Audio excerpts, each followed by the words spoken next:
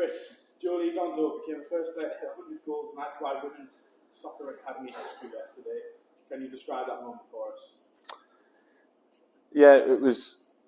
I think in the context of the game, the first thing was it was really pleasing that we got an early goal. So I think it was after 10, 11 minutes. I watched the goal back yesterday and it was quite similar to a goal that we've scored a few times now, throw-in from Jazz. And Jolie receives in the box and she's really improved her ability to roll defenders. And I actually had a little in my head the second that she rolled a defender. I nearly said to Lauren, this is a goal. And then she put it in, and I think for me the celebration of the goal was brilliant. And like I say, in the context of the game, it was really good to get off to a good start, and then we got another goal straight after that. So it kind of, doubled up on what was a really good start to the game. Yeah, and then the scenes after the game where you presented Jolie with the 100 shirt, that was brilliant. Looking back on that, what kind of emotions does that bring to the service? I actually was, I think like everybody was when she got the goal. I was a little bit, I'm not going to go as far as emotional, but it was sort of a special moment. But that bit after was brilliant. I think none of the girls knew about it. I've had that shirt in my bag for a few weeks now. I thought she was going to get it at Borough, but it just fit perfectly yesterday, in terms of with her mum being there, with it being a home game. We said before the game, the most important thing was to win the game, so that if Jolie was to do it, that it was on the back of a win. But that moment afterwards, I was saying to you this morning, I've watched that back about 20, 30, 40 times. I just think it's brilliant. The reaction from the girls is genuine and it's raw. It was certainly, I put a post out last night and said it's my favourite moment since I've been here. And I definitely mean that, yeah. Jolie has been brilliant for us over the last 2 years. How far do you think she can go in the women's game? I think there's, this for me is something that I do have quite a strong opinion on. And I remember doing an interview right at the start when I came here after the first maybe couple of weeks, and I was asked the same question either by yourself or Jay about, how far could the girls go in general. My opinion is based on my experience of working with girls that have played for England. There's a couple of girls recently called up to England under 19s and 21s, and then spending 2.5 years at Middlesbrough in Tier 3. So I think I've got an opinion that is a valid one. For me, I can't understand why Jolie in particular hasn't played at Tier 4 as a minimum yet. All I can say is that there must be some unbelievable strikers in the North East if Jolie Donzo isn't getting a look in ahead of some of them. And that's not just Jolie, that's a lot of players that we've got here. I think maybe club coaches need to realise a little bit more the programme that we have here. These girls are in every day and we treat them and train them like professionals. And I understand there's a bit of loyalty towards players that have maybe been at these clubs and stuff like that. And I'm obviously showing loyalty to my players, eye to eye, but I think there's a few players that can go on and kick on. For me, I certainly think Jolie's got that ability to, right now, I think she could go Tier 3. And I think if she's, you start going in with better players and stuff like that, you never know what she can do. But I've not seen anything like her in my time in female football. Touching on that, if you had to describe Jolie Donzo as a football player to somebody who's never seen her play before, how would you do it? She, like I say, she's unique.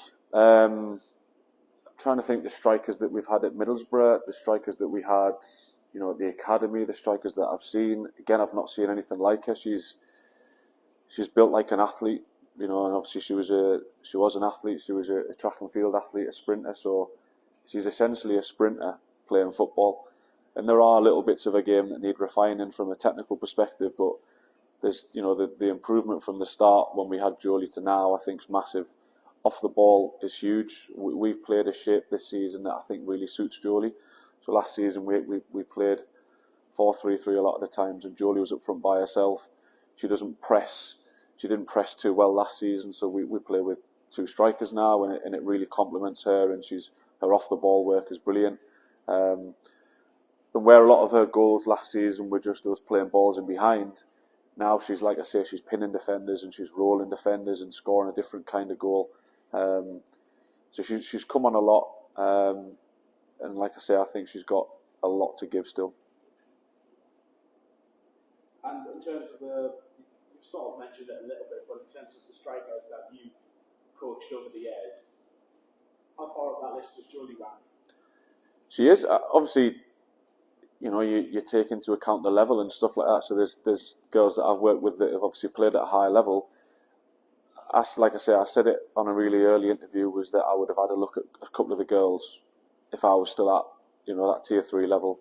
And I just think Jolie would come on in a game. If you were to have Jolie Donzo on the bench as an example and throw her on for 20 minutes at the end of a game at tier 3 or tier 4, she'd frighten the life out of people. And I think if you start her, it's a total different game. You can play to her strengths. In terms of the strikers, probably, I'm thinking about Elle Dale, who is in England under 21 international, who's in America.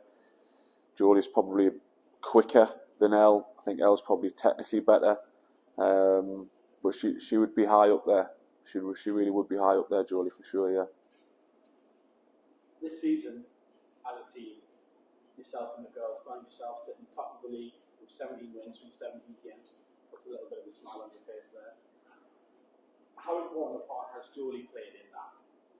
Yeah, obviously a big part. She's, last season as well. I think if you look at, don't know how many games it is, add last season's league games onto this season's. I think we lost 3 games last season. So over, what are we, a season and 2/3 through now, we've only lost 3 games. We were 1 point off it last season, and we want to go one better this season. And we're just a better team with Jolie in it. And I made that point to the girls yesterday. Any team in football is better with their top scorer in it. I spoke to the Bolton coach after the game on Wednesday. Jolie couldn't play, and he said that their girls, when they saw that Jolie wasn't there, it gave them a massive lift, and I think that was reflected in the scoreline. Don't get me wrong, any sort of individual accolade that you get in football or in life is probably on the back of having a really good team around you. So the fact that Jolie's been supported by all the players that have been with her this season and last season, the ones that have left, it's as much a credit to them as well. But she does play a big part because she enables us to play in a different way. And like I say, she's worked on her game, so it's not just a case of putting the ball in behind for Jolie anymore. It's we can play into her feet. So yeah, like I say, any team's better with Jolie in it. Brilliant. And lastly, could you describe Jolie in one sentence for us? It's a tough one. She is an unbelievable person. When she comes in that door there, and she's got a smile on her face, it lights the room up. And then when she gets on the field, you can just tell she loves scoring goals. And that's, as a striker, that's all you want, isn't it, really?